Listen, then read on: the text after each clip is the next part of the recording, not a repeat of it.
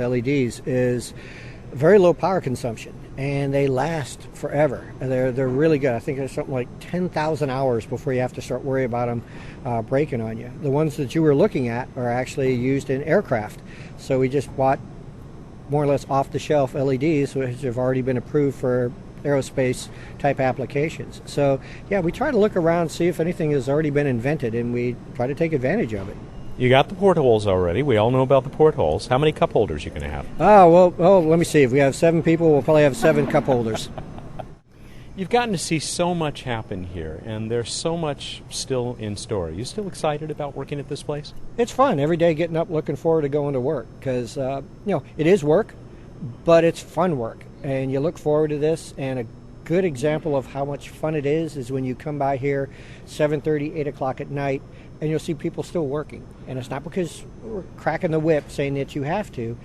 It's because people want to. Jeff, it has been such a pleasure to talk with you once again, and it is always a great pleasure to come here to SpaceX. Matt, love having you out here.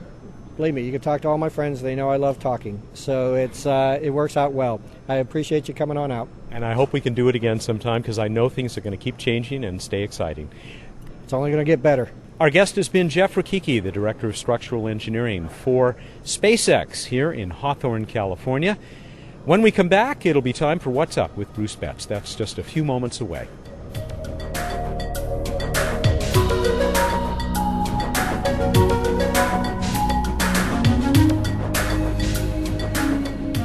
Time again for What's Up on Planetary Radio. Bruce Betts is with us at the other end of the Skype line.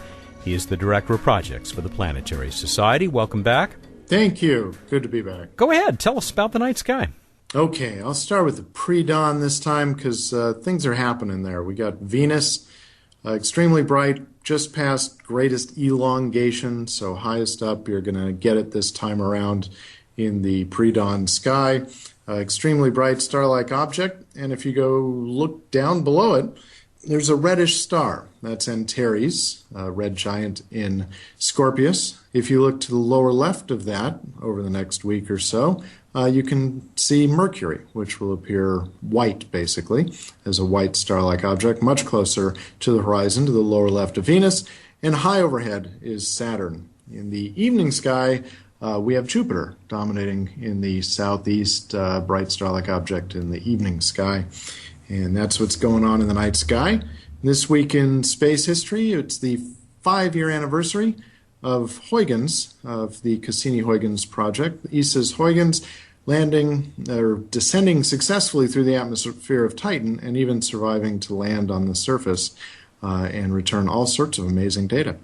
And that data even included some acoustic sensor data, which the Planetary Society worked with ESA and turned it into sounds that you can actually hear the sounds of Titan, which you can go to our website under What We Do.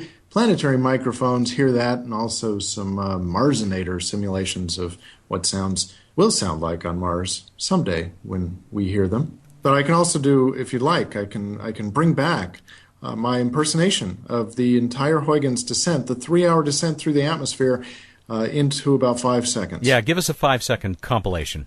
Okay, sounds roughly like this.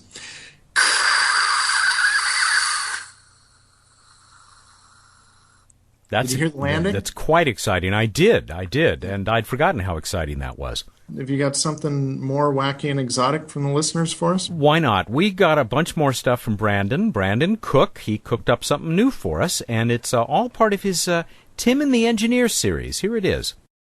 This week on Random Space Fact, we'll discuss the cost-benefit analysis of renting commercial space, the cubic footage of Louis XIV's primary bedroom, and how to get all the contents of a 4-bedroom house into a 5x5 storage unit. Tim, what are you doing? I'm doing the segment, Random Space Fact. Last time I misunderstood the space fact part, but now I've got it right this time. You know, space, I got it. Tim, it's space, as in outer space, not interior space. Think planets, stars, nebulae. You mean I got it wrong again? Okay, maybe, Dr. Bruce Betts. Yeah, maybe he can help us out one more time. Here I am, and here's your random space fact. Matt, I encourage you to take a flight and fly around the Earth in an airplane 10 times, right around the center, maybe the equator or any great circle. Do you know what that would be equivalent to doing? Around the Earth 10 times in the great circle? No. Where will I actually have gone? Well, right back to where you started. But that's not important. What's important is you will have simulated the distance or traveled roughly the same distance from the Earth to the Moon. 10 times around the Earth. Really what that says to me is how very close the Moon is. Okay. Tells me you've never actually tried to fly around the Earth. No. Maybe someday. Not that I have either. But anyway, there's your random space fact for you. Thank you. Quite a contest. A couple of weeks ago, the question that we threw out, and it generated a lot of interest because of a great prize. Remind us, what was this about? Well, I was playing, once again, Where in the Solar System? And in this case, I asked people, where in the solar system is Noctis Labyrinthus? How'd we do? What are those amazing entries you speak of? We got a pile. I think I know why. It's because we're giving away that Mike Brown book, How I Killed Pluto and Why It Had It Coming, along with a 2011 Year in Space calendar. I'm going to tell you who the winner was. It was Errol Nowak. Errol Nowak, maybe it's Novak.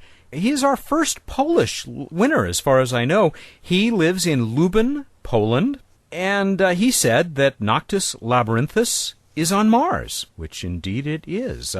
We did get another response from Ed Lupin. He knew that it was on Mars as well, but he says it's also sometimes in his home at night when he's trying to find the bathroom in the dark. Because it means, did you know this? It's the labyrinth of the night. Very dramatic. It is. It just has a nice ring to it. That's why I asked people. It's on the western end of Valles Marineris. Big set of cracks and such.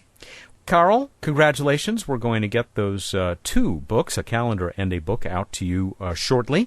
What do you have for us next time? Here's your question. Who of the Mercury 7 astronauts are still alive?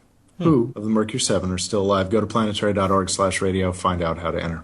You have until the 25th of January, Monday, January 25 at 2 p.m. Pacific time to get us that answer. By the way, this is our first opportunity to welcome Radio Kansas to the fold. 3 big radio stations, public radio stations in Kansas that are beginning to carry planetary radio, and we welcome listeners from that wonderful region of the country where I believe Dorothy Gale hailed from. Because there's no place like home. Oh, we all know that. I'm sure they're not tired of hearing those references either. I bet. We are in Kansas. And we here in California will go out and go surfing when we are done here. Say goodnight, Bruce. All right, everybody, go out there, look up in the night sky, and think about darkness. Thank you, and good night. The Noctis Labyrinthus that you must be thinking of. He's Bruce Betts, the Director of Projects for the Planetary Society, and he joins us every week here on What's Up. The contest deadline is Monday, January 24 at 2 p.m., not January 25.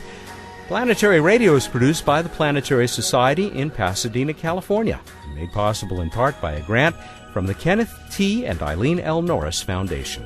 Clear skies.